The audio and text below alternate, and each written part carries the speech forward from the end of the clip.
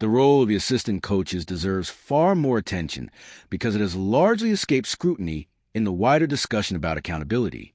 When a head coach's behavior toward the team star player has been repeatedly visible and documented, the assistants working alongside that coach are also part of the environment being created. The well-publicized interactions involving Clark, including the physical contact seen in previous footage and the tense moments captured on the sideline, cannot be viewed as isolated actions by one individual. Instead, they point to a coaching culture that has been allowed to take root without any clear public intervention from those overseeing the organization. That makes this a front office issue as much as a coaching issue. The responsibility ultimately extends to the executives and ownership above the coaching staff, because the concerns that have emerged throughout the season, from coaching decisions and assistant staff dynamics to reporting controversies, rotation choices, and player development strategies, are all connected to hiring decisions and the level of oversight provided by leadership. A coaching staff reflects the values and direction of the organization behind it, and that organizational direction remains the responsibility of the people who selected that staff and have continued to support despite the growing body of documented concerns throughout the season. She's done with Stephanie White. Look at this here. This is a player that is mentally done.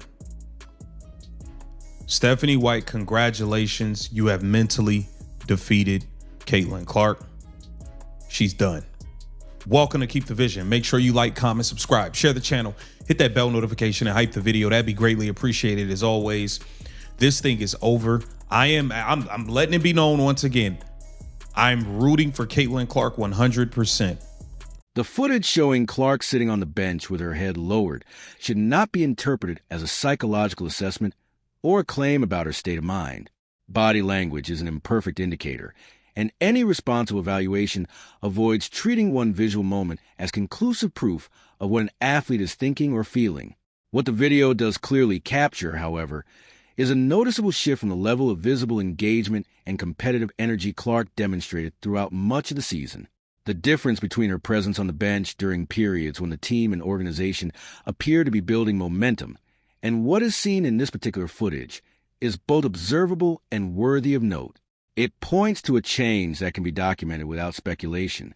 Exactly what that change represents is something only Clark herself can explain if she chooses to do so.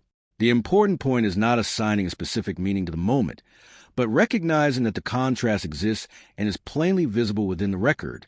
This whole debacle with Stephanie White crashing out on her and benching her. Take a look at this interaction between Caitlin Clark and Aaliyah Boston. They're whispering things to each other. This is after the crash out. This is after all of that. You see it.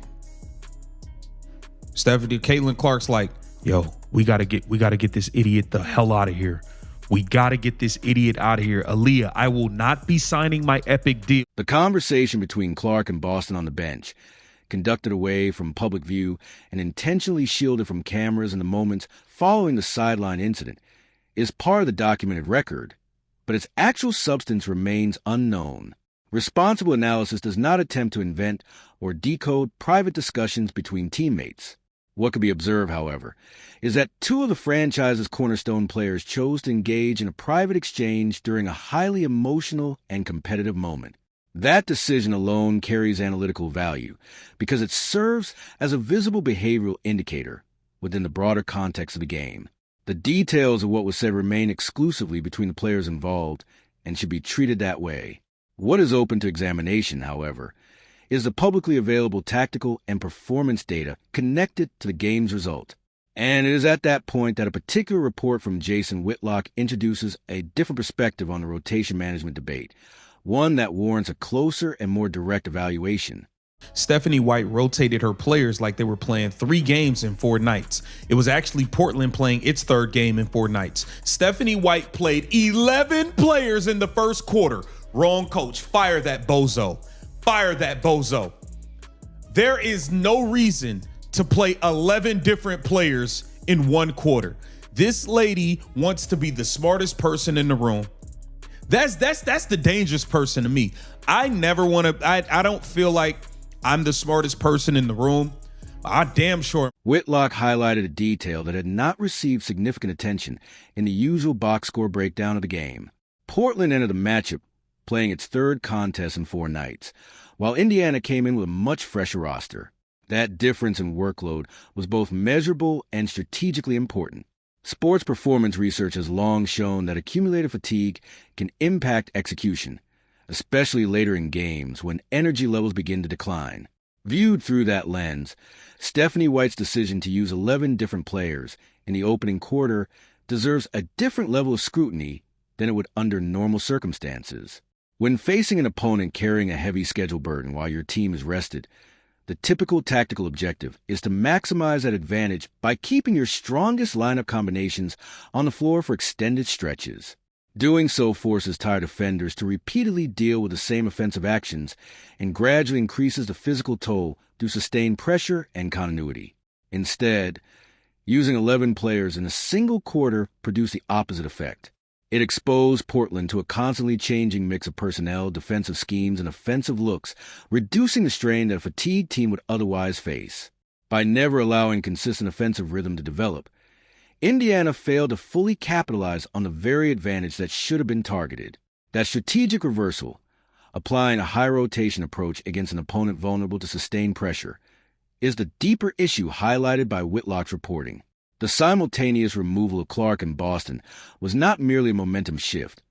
It reflected a broader substitution philosophy that appeared misaligned with the specific conditions of the game. And the data compiled by Chloe Peterson provides a more concrete picture of the consequences that followed from those decisions. Right, on Wiley, Boston and Caitlin Clark subbed at 6:30 mark of the first, after which Portland went on a 13-2 run. Caitlin Clark had 2 points, 3 assists, and a rebound in the first 2.5 minutes of this game and then was subbed out. They were up 8-4. The Portland Fire then went on a 13-2 run. Caitlin Clark got back in the game. It was 17-10. And the game turned into an absolute free fall from there. From the second Caitlin Clark got subbed out, this game... The sequence of events is clear and fully documented. Indiana opened with an 8-2 advantage, while Clark contributed 2 points, 3 assists, and a rebound within the first few minutes of action. Portland appeared unsettled enough to call an early timeout as the Fever established control. Then came the decision to remove both Clark and Boston at the same time. From that point forward, the momentum shifted dramatically. Portland responded with a 13-2 run, and by the time Clark returned to court, Indiana had fallen behind 17-10. That represented an 11-point swing that occurred entirely during a stretch shaped by the coaching staff's substitution strategy. Considering Portland was playing its third game in 4 nights and should theoretically have been the team struggling to maintain energy, the outcome raises even more questions. White's description of the move as a routine substitution pattern is difficult to defend on its own and becomes even harder to justify when viewed to the fatigue-related context highlighted by Whitlock. Supporters of aggressive rotations often point to load management as a reason for spreading minutes across the roster and preserving player energy over a long season. However, that logic becomes less convincing when your opponent is already carrying a significantly heavier workload. In a situation where the schedule has already placed the opposing team at a physical disadvantage, the strategic priority is typically to intensify pressure and maximize that edge rather than easing off through extensive rotation. Instead of forcing a fatigued opponent to withstand prolonged stretches against your most effective lineup, the substitutions reduced that pressure and allowed the game's momentum to shift in the opposite direction. In sports, which was the Caitlin Clark show. Clark show, baby! They ruined it. Indiana Fever were becoming America's team. Must-see television. No question about it. They have ruined it. It's over, guys. Take a look at this. These 3 have completely destroyed the most exciting basketball team we've ever seen. That's Amber Cox, Kelly Krauskopf, and Stephanie White. They have ruined this thing. It's over. It's over. The broader pattern that has emerged throughout the season is becoming increasingly difficult to dismiss as a collection of isolated incidents. The clipboard controversy, the documented sideline interactions involving White in January, reports of procedural concerns, conflicting explanations in press conferences, and rotation choices that have repeatedly been followed by unfavorable on-court results have combined into a larger body of evidence. At this stage, each new game is not creating an entirely new narrative. It is adding to an already established record. The direction of the organization is no longer unclear. The trend is visible, consistent, and increasingly linked to measurable competitive outcomes. One area that continues to receive less attention than it deserves is the role of the assistant coaching staff within that environment. When a head coach's interactions with a franchise player have been captured and discussed on multiple occasions, the assistants operating alongside that coach also occupy a position of responsibility. January's interactions with Clark, the previously documented physical contact, and the recurring sideline confrontations cannot be viewed solely through the lens of one individual's actions. Together, they point toward a coaching culture that has been allowed to develop without any public indication of correction from leadership above it. That shifts the conversation beyond the head coach and toward the front office itself. The more pressing accountability question involves the executives and ownership group responsible for overseeing the organization. The coaching decisions, assistant coaching environment, reported controversies, substitution philosophy, and player development strategies all stem from broader decisions made at the leadership level. A coaching staff ultimately reflects the vision and standards of the organization that selected it, and responsibility for that vision rests with the people who made those hiring decisions and have continued to support them as the documented concerns of the season have continued to grow. Caitlin Clark should be looking to move on.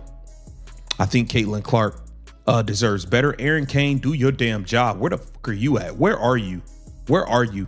Are you going to do something, or are you going to sit here and act like you don't see this crap that's going on? Do you not see what's going on right now? Look at what they have done to the biggest star in the sport. We watch every other team. We watch the Dallas Wings lean into Paige Beckers and prop her up. We watch all these other teams lean into their stars and prop. Clark's representation now finds itself operating within the context of a season-long record that has been extensively documented and analyzed.